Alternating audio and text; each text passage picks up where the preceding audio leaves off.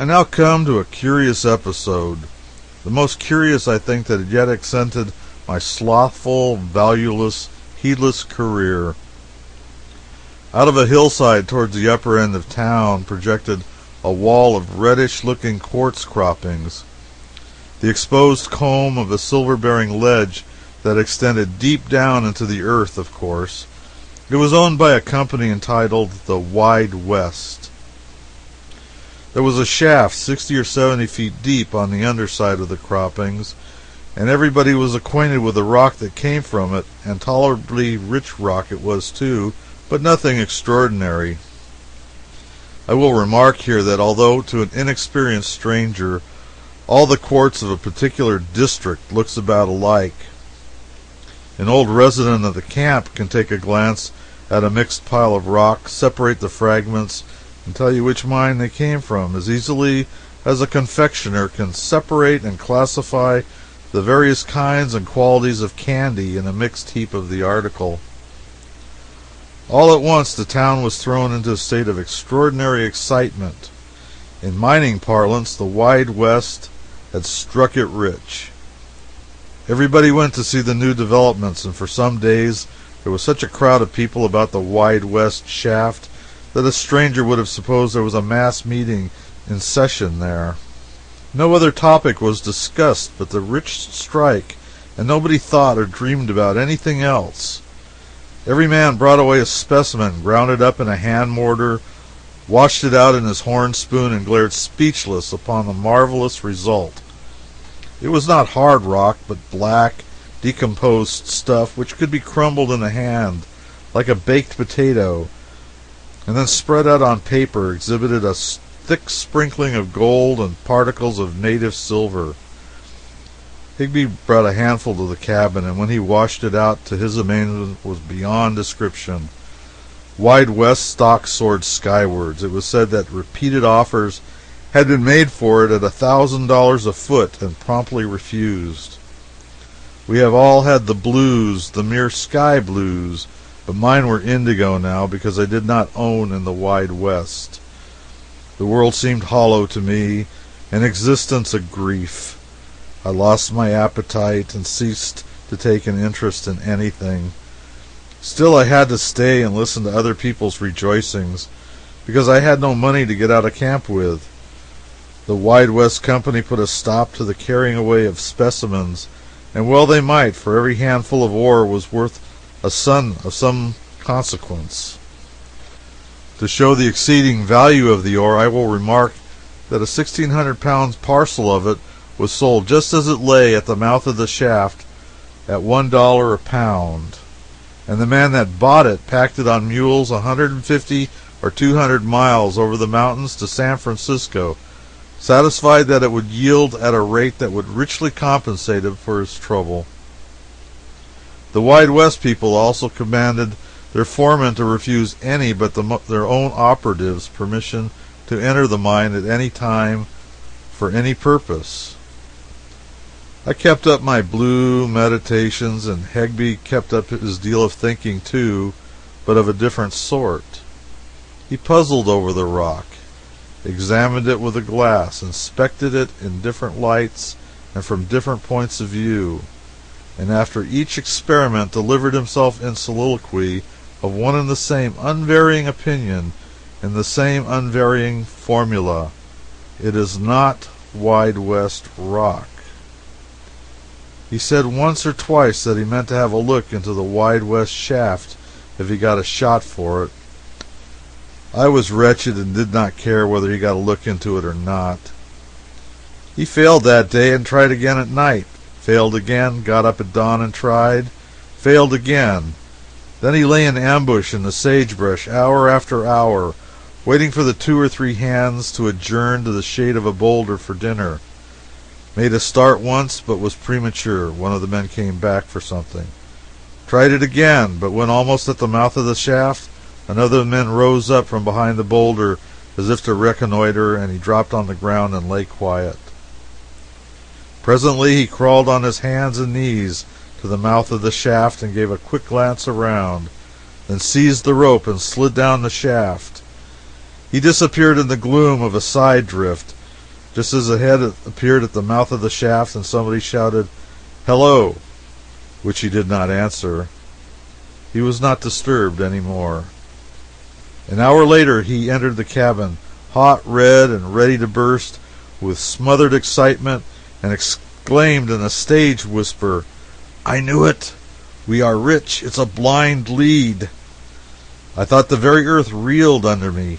Doubt, conviction, doubt again, exultation, hope, amazement, belief, unbelief, every emotion imaginable swept in wild procession through my heart and brain, and I could not speak a word.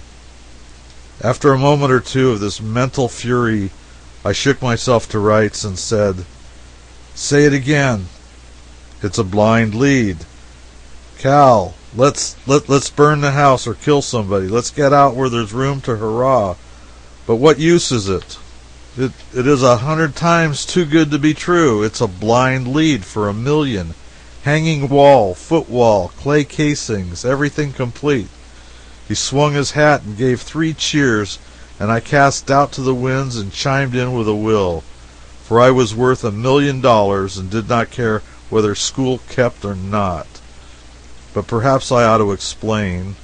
A blind lead is a lead or ledge that does not crop out above the surface. A miner does not know where to look for such leads, but they are often stumbled upon by accident in the course of driving a tunnel or sinking a shaft. Higbie knew the Wide West rock perfectly well, and the more he examined the new developments, the more he was satisfied that the ore could not have come from the Wide West vein. And so it occurred to him alone of all the camp that there was a blind lead down in the shaft, and that even the Wide West people themselves did not suspect it. He was right. When he went down the shaft, he found that the blind lead held its independent way through the Wide West vein, cutting it diagonally, and that it was enclosed in its own well-defined casing rocks and clay. Hence it was public property. Both leads being perfectly well defined, it was easy for any miner to see which one belonged to the Wide West and which did not. We thought it well to have a strong friend, and therefore we brought the foreman of the Wide West to our cabin that night and revealed the great surprise to him. Higbie said, "We are going to take possession of this blind lead, record it, and establish ownership, and then forbid the Wide West Company to take out any more of the rock. You cannot help your company in this manner. Nobody can help them. I will go into the shaft with you and prove to your entire satisfaction that it is a blind lead. Now we propose to take you in with us and claim the blind lead in our 3 names. What do you say?" What could a man say who had the opportunity to simply stretch forth his hand and take possession of a fortune without risk of any kind, and without wronging anyone or attaching the least taint of dishonor to his name?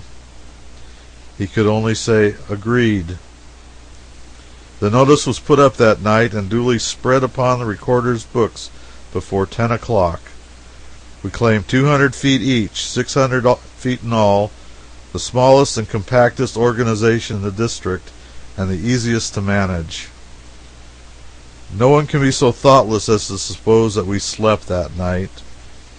Higbie and I went to bed at midnight, but it was only to lie broad awake and think, dream, scheme. The floorless, tumble-down cabin was a palace. The ragged gray blankets silk, the furniture rosewood and mahogany. Each new splendor that burst out of my vision of the future whirled me bodily over in bed and jerked me to a sitting posture, just as if an electric battery had been applied to me. We shot fragments of conversation back and forth at each other. Once Higbie said, "When are you going home to the States?" "Tomorrow, with an evolution or 2 ending in a sitting position." "Well, no, but next month at furthest." "We'll go in the same steamer." "Agreed." A pause. "Steamer of the 10th? "Yes, no, the 1st." "All right." Another pause. "Where are you going to live?" said Higbie. "San Francisco." "That's me." Pause. "Too high, too much climbing," from Higbie. "What is?" "I was thinking of Russian Hill, building a house up there." "Too much climbing? Shan't you keep a carriage?" "Of course, I forgot that." Pause. "Cal, what kind of house are you going to build?" "I was thinking about that. 3-story and an attic. But what kind?" "Well, I don't hardly know. Brick, I suppose." "Brick? Bosh. Why, what's your idea?" "Brownstone front, French plate glass, billiard room off the dining room, statuary and paintings, shrubbery and 2-acre grass plat greenhouse, iron dog on the front stoop, gray horses, landau, and a coachman with a bug on his hat. By George." A long pause. "Cal, when you going to Europe?" "Well, I hadn't thought of that. When are you?" "In the spring. Going to be gone all summer." "All summer? I shall remain there 3 years." "No, but are you in earnest?" "Indeed I am." "I will go along too." "Why, of course you will." "What part of Europe shall you go to?" "All parts. France, England, Germany, Spain, Italy, Switzerland, Syria, Greece, Palestine, Arabia, Persia, Egypt. All over, everywhere." "I'm agreed."